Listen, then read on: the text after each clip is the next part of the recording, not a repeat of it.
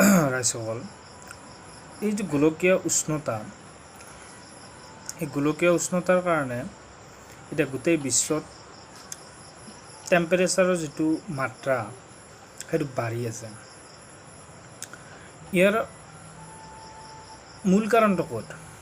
ইয়াৰ মূল কাৰণটো যদি আমি চাব যাওঁ, আমিয়ে আছোঁ ইয়াত জড়িত।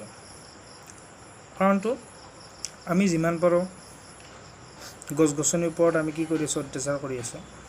গছ গছনি যেনে তেনে কাটি আছোঁ, 1 নম্বৰ কথা। 2 নম্বৰ কথা, কল কাৰখানা। যিমানে আমাৰ কল কাৰখানাবিলাক বাঢ়িব সিমানে আমাৰ কাৰ্বন ডাই অক্সাইডৰ পৰিমাণ, যিবিলাক তোমাৰ সেউজগৃহ গেছ, গ্ৰীণ হাউচ গেছ, সেইবিলাকৰ মাত্ৰাটো বাঢ়ি যাব। আৰু সেইটো ডাঠ আৱৰণৰ ফলত সি এবজৰ্বছ কৰি ৰখা তাপটো পৃথিৱীৰ উপৰিভাগত বেছিকৈ থাকিব, আৰু যাৰ ফলত আমাৰ পৃথিৱীত গ্ল'বেল ৱাৰ্মিঙৰ দৰে বাৰ্ণিং কুৱেশ্যন, অৰ্থাৎ যিটো জটিল এটা সমস্যা, সেইটো আমাৰ সৃষ্টি হ'ব। এতিয়া গোটেই বিশ্বত এইটো এটা প্ৰভাৱ পৰিছে।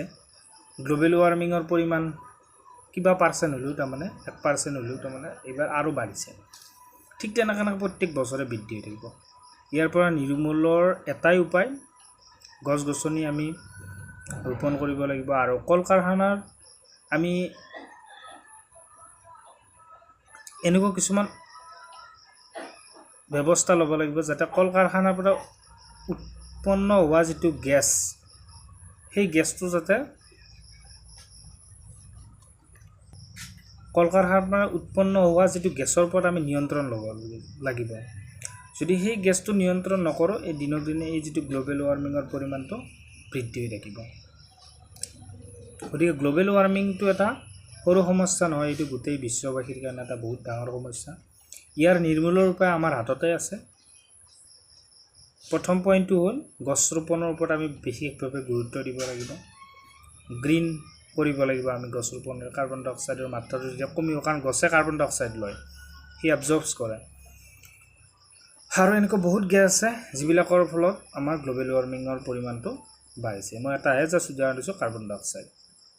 গতিকে কাৰ্বন ডাই অক্সাইড বা এনেকুৱা ধৰণৰ যেনে তোমাৰ গেছবিলাকৰ বৃদ্ধি হোৱাৰ ফলত বায়ুমণ্ডলত এটা তৰপৰ সৃষ্টি হয়, যিটোৱে আমাৰ পৃথিৱীৰ পৰা ৰিফ্লেক্ট হোৱা যিখিনি তাপ, সেইখিনি কিছু এবজৰ্বছ কৰে আৰু মেক্সিমাম পাৰ্ট ওপৰলৈ গুচি যায়।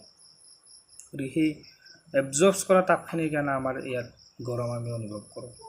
গতিকে এইটো এটা বহুত ডাঙৰ সমস্যা, সৰু সমস্যা নহয়। ইয়াৰ পৰা পৰিত্ৰাণ পোৱাৰ উপায়টো মই ক'লোৱে, গছ ৰোপণ কৰিব লাগিব। আৰু কল কাৰখানাৰ ওপৰত আমি নিয়ন্ত্ৰণ ল'ব লাগিব যে কল কাৰখানাত উৎপন্ন হোৱা যিটো গেছ, তাক যদি বেলেগ কিবা পদ্ধতিত আমি গেছটো নিয়ন্ত্ৰণ কৰিব পাৰোঁ, সেই গেছবিলাকৰ ফলত প্ৰদূষণৰ সৃষ্টি হৈছে, যাৰ ফলত গ্ল'বেল ৱাৰ্মিঙৰ পৰিমাণটো বাঢ়ি যায় আছে। ইয়াৰ ফলত পানীৰ মাত্ৰাও তাৰমানে বৃদ্ধি হ'ব, কাৰণ বৰফ গলিব উত্তৰ মেৰু দক্ষিণ মেৰুত, সেইটো এটা সমস্যা হ'ব। গতিকে এইখিনিয়ে কথা। ধন্যবাদ।